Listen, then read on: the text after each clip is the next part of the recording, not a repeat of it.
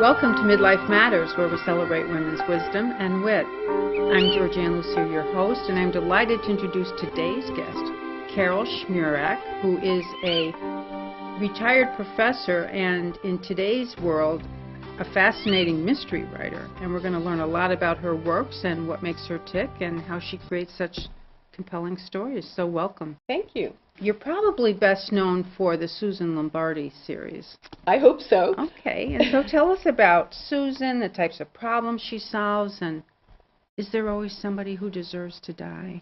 Okay, well, I'll quote Sue Grafton, the late Sue Grafton, who said about her heroine, Kinsey Milhone, that she was just like Sue, only younger, thinner, and braver. I like to say Susan is like me. Mm-hmm. She has a lot of my life history. She is a good deal younger. And she does get involved in mysteries that often involve schools because she is an educator and because she's a former teacher. You asked about whether there's someone who deserves to die in every book. There is definitely someone who is not a likable person in every book. Unfortunately, that's not always the person who dies. Mm-hmm. I'd say the one common thread in all the four mysteries that I've written is that there's one person at the center who is incredibly self-centered, mm-hmm. And who makes the world revolve around her. And that sets off, or him, and that sets off the story in one way or another. A number of people in the book deserve to be punished, if not to die. So. And life not often always being fair, that's not... Right, that's not always what happens. Okay. When I wrote the first mystery, I killed off the headmistress of a school on page 1. And it felt so good to bump her off. That I said to myself, do I have to write the rest of the book, or can I just stay here on page 1? But I did write the rest of the book. And again, she is very much like you in that she has an educational background, and so I imagine you've run into other headmistresses yourself. That, oh, sure. Yeah, you took some gratification in. Yeah. Yeah. In that book, almost every character is a composite of at least 2 people. Mm-hmm. So the faculty people at the school are based on people that I taught with, but often I changed the subject that they taught. I certainly changed their names, mm-hmm. and made the kinds of changes so that nobody could accuse me of, writing about them. Okay. We were sharing before we started that people like to be in your books, right? And I'm sure that's a little mystery for them, like, who is this character? They do. And again, when the first book came out, it came out at an alumni weekend. Mm. I was walking around listening, and all the faculty were saying, oh, that character is me. Oh, mm-hmm. That character is me. So that people were really eager to be characters in the book, even if it wasn't a complimentary description about the person. And that makes me think a little bit of the creator of Dilbert. And he had a different experience where he said, people don't recognize themselves. Like, he'd be making fun of people in the workplace, and they're thinking, well, who is that buffoon? Or, that's very funny. Isn't that funny? Right. Yeah. Sometimes we have that little blind spot. I know you lead several mystery groups, which I find fascinating. Including one here in Wallingford. Yeah. I think it's at least 7 years. It may actually be longer than that. So a long-running stint for you there. Yeah. And why do people love mysteries? I think people love mysteries for a number of reasons, and it probably differs a lot from person to person. A lot of people like solving puzzles. Mm-hmm. They do crosswords, they do Sudokus, and they read mysteries. But a surprising number of people who read mysteries, they don't even try to solve the puzzle. Okay. They just read for the pleasure of the reading. I'm one of the people that tries to solve the puzzle as I read. I look back at page 25 and see, is there a clue there that I missed? But I know from leading 3 mystery groups that a lot of people just enjoy reading and don't try to guess very hard about who did it or anything like that. So I think there are a number of other reasons why people read mysteries. Number one, there is a story. And a lot of modern literature doesn't have much of a plot. So people who like plot-driven books are going to read mysteries. It was said once that the mysteries of the Golden Age, which is in England, the time between wars, when Agatha Christie was writing and Dorothy L. Sayers was writing and some of the best mystery writers were writing, that what was really appealing about the mystery was that in the end, everything turned out all right, and justice was done, and order was restored, and that was very, very important after World War I. Yes. Today, a lot of mysteries are more character-driven than plot-driven, and people read mystery series because they like the character, and they want to see the character develop from book to book. So lots and lots of reasons to read mysteries. And what is the nature of the reading groups that you have with mysteries? How are they structured? People come, right, because they're interested in mysteries, although every once in a while I get a person who says she or he doesn't usually read mysteries, but they heard this group was good, and they show up. I choose a theme for each series that I do, and then try to find the best 4 or 5 books that work for that theme. So example, at Wallingford now, we're doing crime-solving clergy. So we have a priest, Father Dowling, who solves mysteries. Next month we have a rabbi, Harry Kemmelman's series about Rabbi Small, who solves mysteries. Then we have a woman minister coming up in November, and let's see, and a British vicar coming up in December. Okay. Whereas at another library now, I'm doing books set in San Francisco, and another library I'm doing books with women reporters as the detectives. So what do you enjoy most about leading these reading groups? They're just so much fun. I like to tell my friends who aren't retired from teaching that it's the best of teaching without any of the bad stuff. So no papers to grade, no students who are there because they have to be as opposed to want to be, and nobody angry at you because you've given them a bad grade. On the other hand, all the discussion and all the excitement and so on that I always found in teaching is still there. And I enjoy doing the research that I do for each group. So I know you said it's intellectually stimulating, and that really broadens your horizons and adds overall to your view of the world. Sure. Right? Last spring at Wallingford, we did Native American detectives. So I had to learn about the Seneca and the Shoshone and the Navajo and the Hopi and all of those different American cultures in order to have some background to lead the book discussions. So yeah, lots of research. You have this series for young adults, which is where you started your fiction writing. That's where, right? And you co-authored that while you were still teaching. I was at Central and I co-authored with a history teacher named Tom Ratliff. He had been a student at Central and then became my co-author, and he was the history teacher. Okay, so he knew the history, and then I ended up doing half the historical research anyway and discovered I really liked that as well.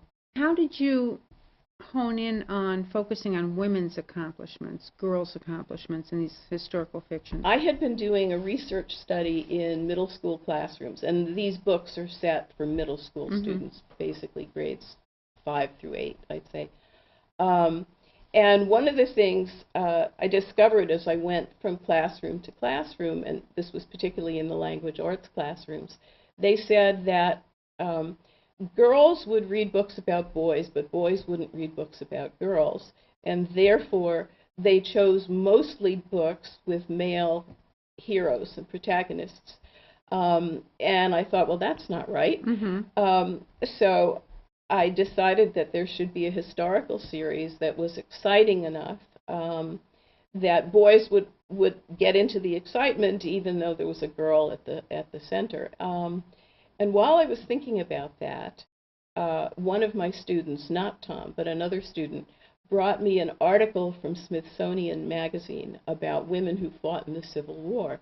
And I said, wow, that would be an interesting topic. It's not well known, and you'd have all that excitement. But I also knew I didn't know very much about the Civil War. So I went to Tom, who's a great Civil War expert, and proposed that we write this book, Maddie's War. At that point, neither of us had ever written a novel. So it was quite a learning experience. Happily, it turned into a series of 6 books, and they are used in classrooms. They were used in classrooms in Connecticut pretty widely for a while because of the Connecticut setting of a lot of them. And then, interestingly enough, they were used out in the state of Kansas because a number of them are set in Kansas during the Civil War years. And they were praised by educators, these books, right? Fortunately, yes. Yeah. A lot of educators liked them. A lot of boys really liked them. We got a lot of male fans, which is what we were after. And, of course, the girls loved them. So, yeah, it was a very successful series. And were there some awards, nominations? Yeah, let me try to remember. I know, yes, there were 2 that were important. Ring Out Wild Bells, which is set the day the Civil War ends, was nominated for the Agatha Award, which is a mystery award. So that was really fun. Got to incorporate my love of mystery into a story about post-Civil War. And the Agatha is a big national award, and it was the first year they were giving an award for young adult books, and so we were excited to be nominated. Very exciting. And then The Town on Rambling Creek, which is set around 1870, I think, was also got an honorable mention in the Writer's Notes magazine book awards. Great.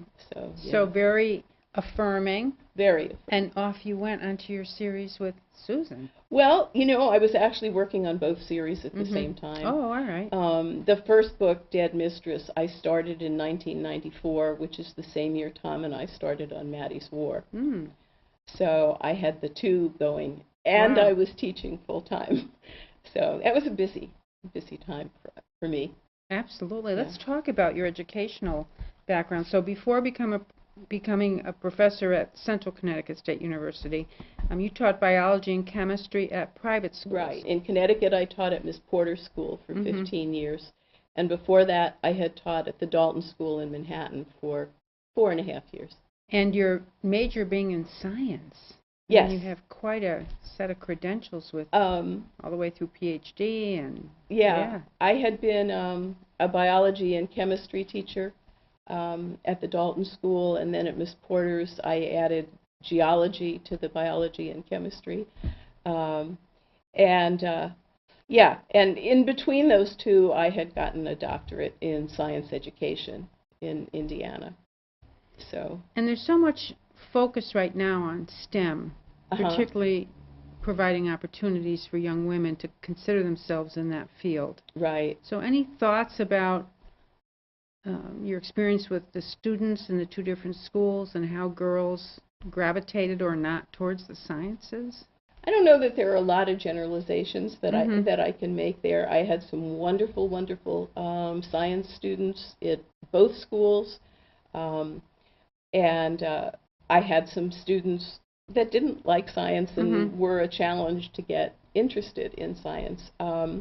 One of the best compliments that I got from a student who wasn't particularly a science buff was a young man who told me, this was probably my first or second year of teaching, he said, "You teach science like an English teacher." The ultimate. That was right. That was a big compliment from him. You know, part of it has to do with the fact that I love language and that I love reading. And so my references and things will sometimes be far afield from science. On the other hand, there's very little science in the Susan Lombardi mysteries. The first thing I did when I retired from full-time at Central is take a course in forensics at Central. And because I had the science background, the forensics was very, very easy. But I've never used forensics in any of the 4 books because as a mystery writer, I'm much more interested in people and motivation than fingerprints and DNA. I would imagine it provided you with a basis maybe of areas not to go into as far as forensics, like just understanding about the general nature of, where the discipline is. And yeah, the course was very valuable. I think imagine. it's kept me from making some silly mistakes. Yes. That sometimes I'll be reading a mystery writer and I'll say, that's not the way it works. Yeah. And so what would you say a scientist and a good detective have in common?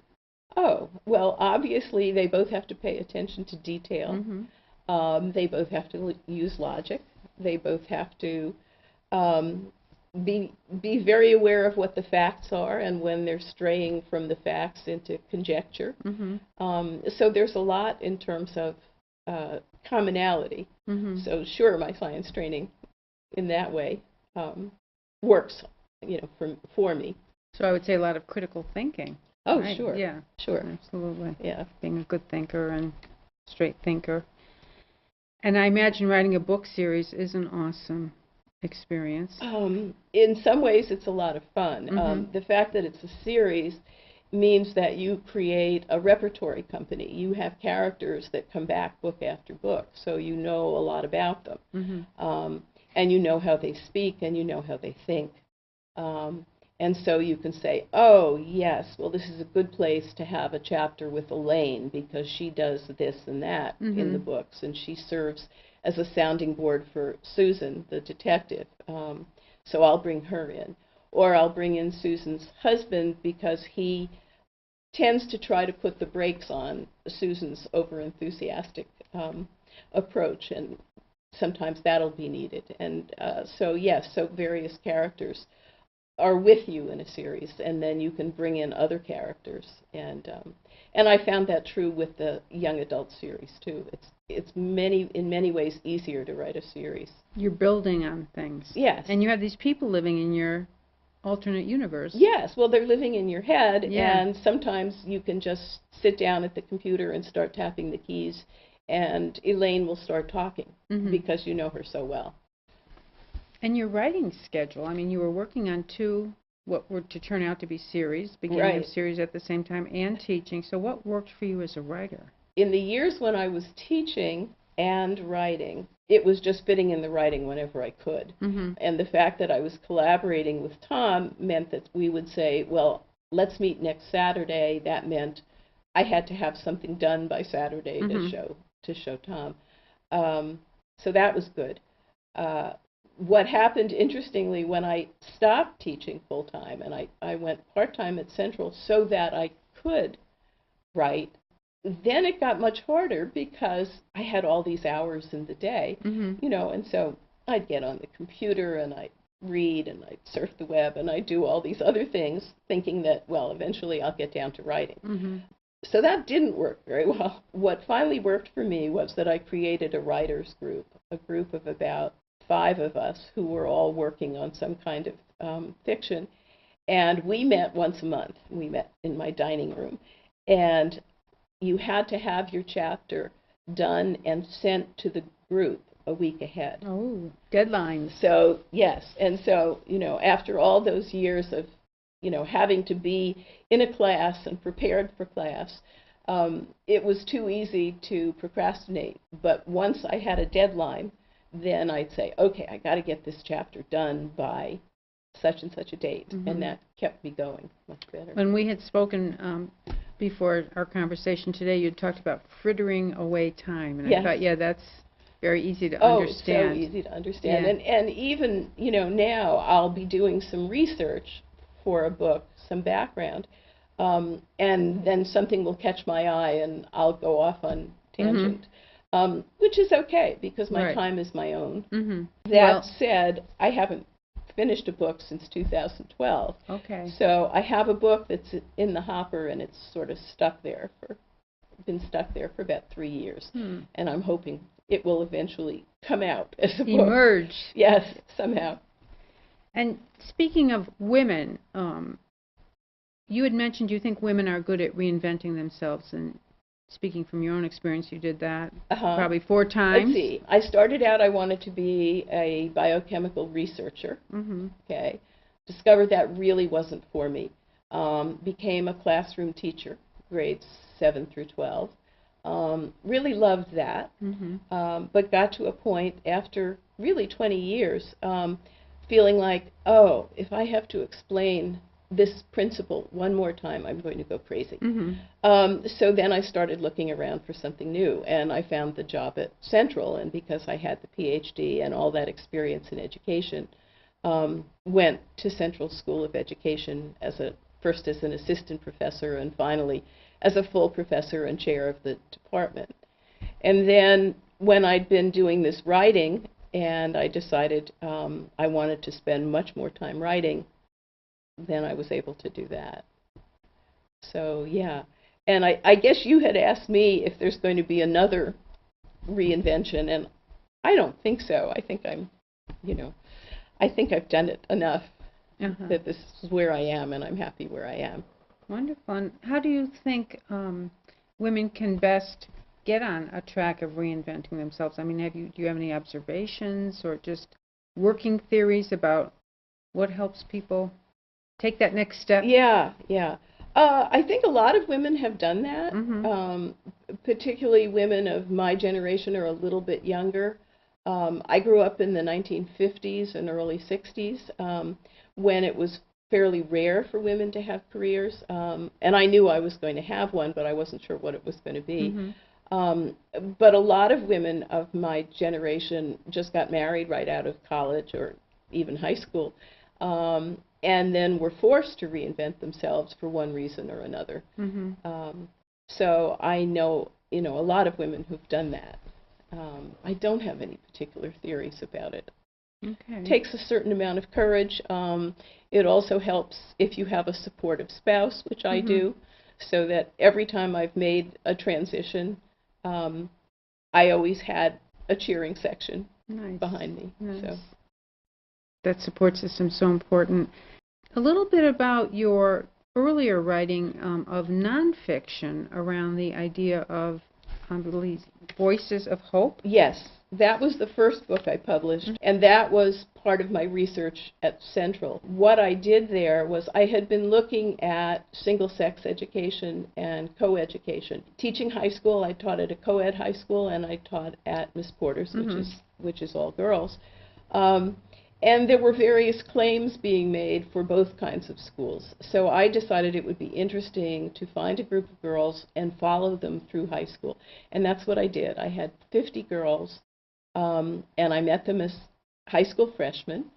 And half of them were at all-girls schools, and half of them were at co-ed schools. These are 4 private schools in Connecticut that volunteered to be part of the study, and the girls volunteered to be part of the study. And I followed them through their 4 years of high school, meeting with them once a year, all 50, individually meeting with them. And then I followed just about all of them into their freshman year of college, and that was the last time I saw most of them. And it was very interesting to see, how girls responded to the atmospheres they were in. There were real differences in terms of what felt supported and what didn't, and also how jarring the transition from high school to college was. So that's what Voices of Hope was about. Wonderful. And have you heard from any of those young women who are now older women? 2 of them are Facebook friends right now. Wonderful. A lot of my Facebook friends are former students. I'd say 400 or 500 of my Facebook friends are girls or boys that I taught somewhere back when. And it's getting kind of interesting because my former students are turning 60, 55, and are starting to look back on their lives. Right. So. Well, how gratifying. So that's such a wonderful testimony. You can talk about the awards and acknowledgements in your readership, but to have that important role in someone's life and have them be interested in maintaining contact with you, right? Yes, and some of them acknowledged that, that I made a difference in their lives. Others just said it was, great knowing you. So, that's been a great experience. Facebook's a lot of fun for that. Okay.